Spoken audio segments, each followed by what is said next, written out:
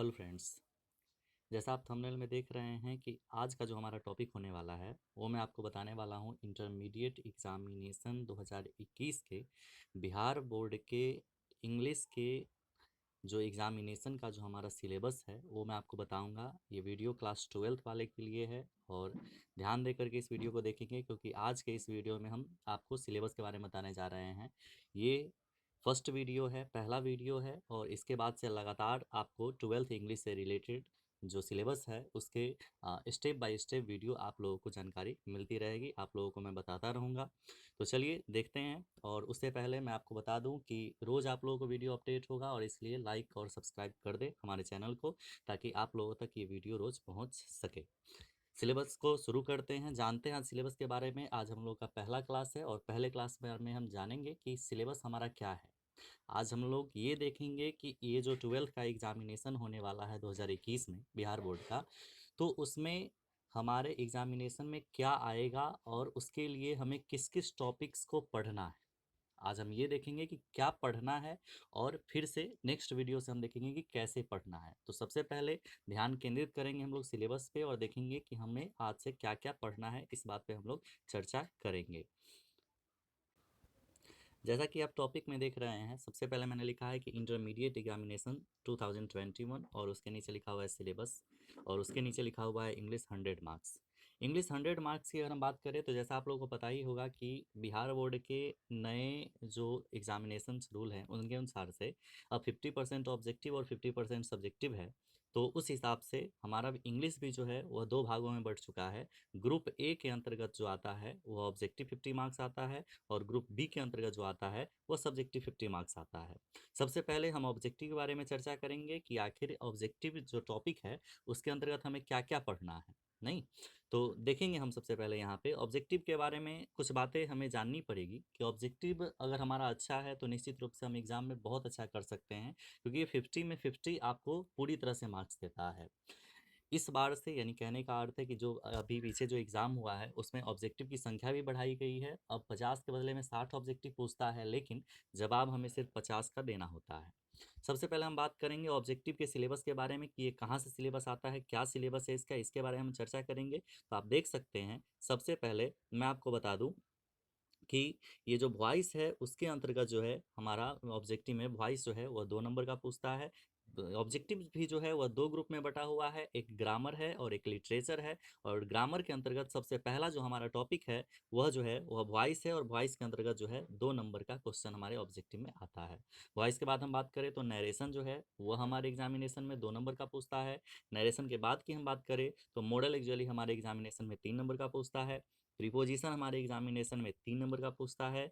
Tense forms या verbs forms की बात करें तो टेंस फॉर्म्स के बारे में आप जानते होंगे, बहुत सारे लोग इसको वर्ब फॉर्म्स के नाम से भी जानते हैं। ये 6 नंबर का पूछता है, और अगर नहीं भी जानते हैं तो हम लोग नेक्स्ट वीडियो में इस बात को कंटिन्यू करेंगे कि क्या है ये चीज़। टेंस फॉर्म्स के बाद की हम बात करें तो कॉम्बिनेशन ऑफ सेंटेंसेस, जिसका अर्थ होता है सेंटेंसेस को जोड़ना, ये 3 नंबर का पूछता है।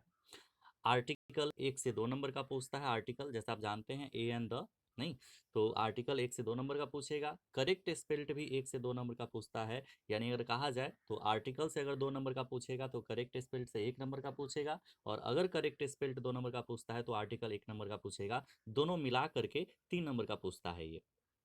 उसके बाद से हम बात करते हैं तो करेक्ट स्पेल्ड के बाद की बात करें तो करेक्ट सेंटेंस हमारे सामने आता है, और करेक्ट सेंटेंस के बारे में हम बात करें तो करेक्ट सेंटेंस जो है वह हमारे एग्जामिनेशन में पूछता है, 3 नंबर का पूछता है। इसमें क्या होता क्या है कि आपको 4 सेंटेंस दिए रहेंगे, और 4 सेंटेंस में से किसी एक सेंटेंस जो रहता है वो सही रहता है, बाकी 3 सेंटेंस गलत रहते हैं, तो हमें उस सही सेंटेंस को चूज करना होता है।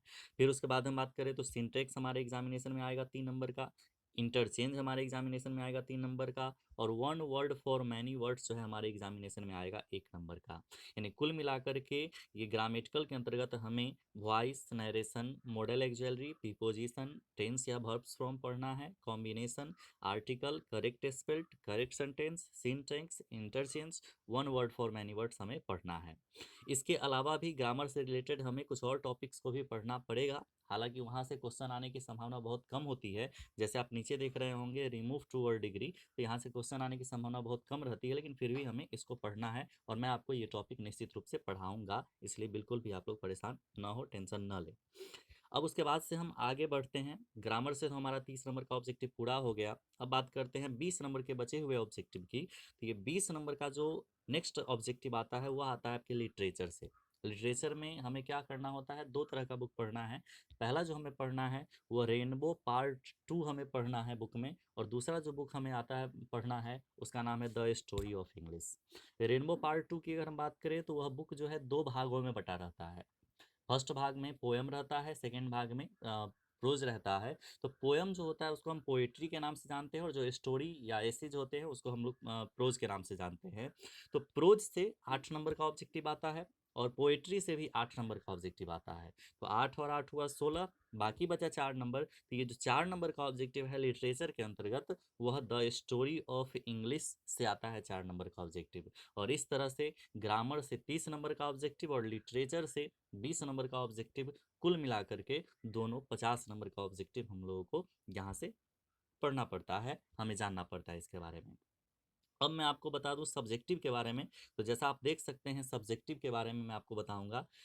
ग्रुप बी के अंतर्गत आता है सब्जेक्टिव। सब्जेक्टिव में हम बात करें तो कई सारे टॉपिक्स हमें सब्जेक्टिव में पढ़ना होता है। जैसे मैं आपको बता दूं कि एस से हमें पढ़ना होता है, ये पूछता है 8 नंबर का पूछता है।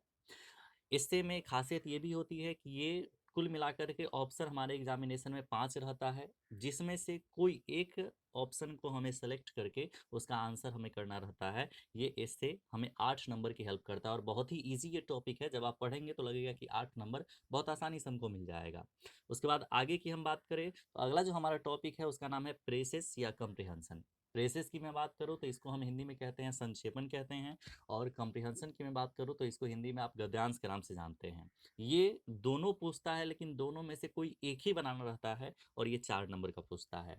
नेक्स्ट जो टॉपिक है हमारा वो है लेटर और एप्लीकेशन। लेटर भी एक पूछता है एग्जामिनेशन में, एक एप्लीकेशन भी पूछता है। आपके ऊपर डिपेंड करता है कि आपको किस चीज़ का जवाब देना है। आप दोनों में से किसी का भी जवाब दे सकते हैं, या तो आप लेटर भी लिख सकते हैं या आप एप्लीकेशन लिख सकते हैं। ये 5 नंबर का पूछता है। उसके बाद मैं आपको बता दूं कि शॉर्ट आंसर टाइप क्वेश्चन ये हमारे एग्जामिनेशन में आता है। ये हमें जवाब देना रहता है 5। प्रत्येक क्वेश्चन के लिए हमें 2 नंबर मिलते हैं, और इस तरह से ये short answer type question 10 number का पूछता है।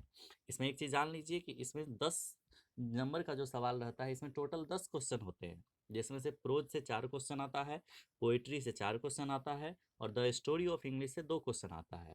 यानी कुल मिलकर के क्वेश्चन की संख्या हुई 10, लेकिन हमको उसमें से सिर्फ 5 का ही जवाब देना होता है, और प्रत्येक के लिए 2 नंबर निर्धारित है। और इस तरह से आप देख सकते हैं कि 10 नंबर का शॉर्ट आंसर टाइप क्वेश्चन से पूछता है। अब मैं नेक्स्ट टॉपिक की बात करूं तो वो है हमारे सामने एक्सप्लानेशन है। और एक्सप्लानेशन की मैं बात करूं तो एक्सप्लानेशन जो है वो हमारे एग्जामिनेशन में पूछता है 8 नंबर का। अब 8 नंबर का कैसे पूछता है इसको भी समझ लीजिए आप। एक्सप्लानेशन जो होता है वह आपको प्रोज से भी पूछता है और पोएट्री से भी पूछता है। प्रोज से 4 एक्सप्लानेशन पूछता है, और पोएट्री से भी 4 एक्सप्लानेशन पूछता है। प्रोज से 4 एक्सप्लानेशन में से सिर्फ हमें एक का जवाब देना है, और पोएट्री के भी 4 एक्सप्लानेशन में से हमें सिर्फ एक का जवाब देना है। और इस तरह से एक और एक मिलकर के बनता है 2, और एक के लिए मिलता है 4 नंबर, और इस तरह से हमें 8 नंबर एक्सप्लानेशन से मिलता है। अब मैं बात करूं लॉन्ग आंसर टाइप क्वेश्चन की, तो लॉन्ग आंसर टाइप क्वेश्चन जो है वो हमारे एग्जामिनेशन में आता है 15 नंबर का। और इसमें से मैं आपको बता दूं कि कई सारे टॉपिक्स है इसमें, लेकिन जवाब हमें सिर्फ 3 का देना होता है। पहले टॉपिक्स को समझिए। सबसे पहला टॉपिक्स जो है वो है ऑथर्स नेम। ऑथर्स नेम की मैं बात करूं तो इसका अर्थ होता है लेखक का नाम। ये हमारे एग्जामिनेशन में आता है फर्स्ट टॉपिक में। ये सभी 5-5 नंबर के होते हैं। ऑथर्स नेम 5 नंबर का पूछता है। ट्रांसलेशन की मैं बात करूं तो ये भी 5 नंबर का पूछता है। समरी जो कि आपने बुक में देखा होगा, प्रोज और पोएट्री के बारे में मैंने अभी बताया, तो प्रोज से समरी पूछता है, और पोएट्री से भी समरी पूछता है। 3-3 समरी रहते हैं, लेकिन जब आपको एक ही का देना रहता है। और उसके बाद से मैं आपको बात करूं द स्टोरी ऑफ इंग्लिश से, आप देख रहे होंगे कि 3 सवाल पूछता है। यानी कुल मिलाकर के authors name, translation, summary prose से, समरी पोएट्री से, और द स्टोरी ऑफ इंग्लिश का 3 क्वेश्चन। यानी टोटल नंबर ऑफ क्वेश्चन हुए 7। प्रत्येक क्वेश्चन रहता है 5-5 नंबर का। यानी कहने का अर्थ हुआ ये हुआ 35 नंबर का, लेकिन 35 नंबर ये है नहीं। इसमें से हमें सिर्फ कोई 3 टॉपिक चूज़ करना होता है। 3 टॉपिक जो आपको अच्छा लगे वो आप इसमें से चूज़ करके इसको बना सकते हैं, और इस तरह से 3 टॉपिक अगर आप बनाते हैं तो 15 नंबर हमारा यहाँ से रिकवर हो जाता है। लेकिन कई बार ऐसा भी देखा गया है एग्जामिनेशन पैटर्न में कि और लगा रहता है, अथवा लगा रहता है, तो और कहाँ-कहाँ पे लगा रहता है वो समझ लीजिए। ऑथर्स नेम और ट्रांसलेशन दोनों में से, जैसे क्वेश्चन में सजेस्ट किया रहता है कि कोई एक बनाना रहता है।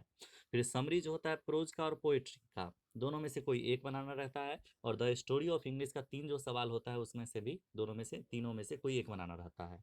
यानी कि ये आपको, और अगर कंडीशन आ जाता है, और वाला कंडीशन अगर आ जाता है तो आपको ऐसे चूज करना पड़ेगा, जहाँ से और दिया हुआ है वहाँ से कोई एक लेकर के आपको बनाना पड़ेगा। वैसे यूजुअली कई सारे एग्जामिनेशंस में ऐसे ही देखा गया है कि सातों में से कोई आपको 3 बनाना रहता है, इसलिए बहुत ही हल्का पड़ता है। खास करके ऑथर्स नेम आप 5 मिनट में 5 नंबर कंप्लीट कर सकते हो।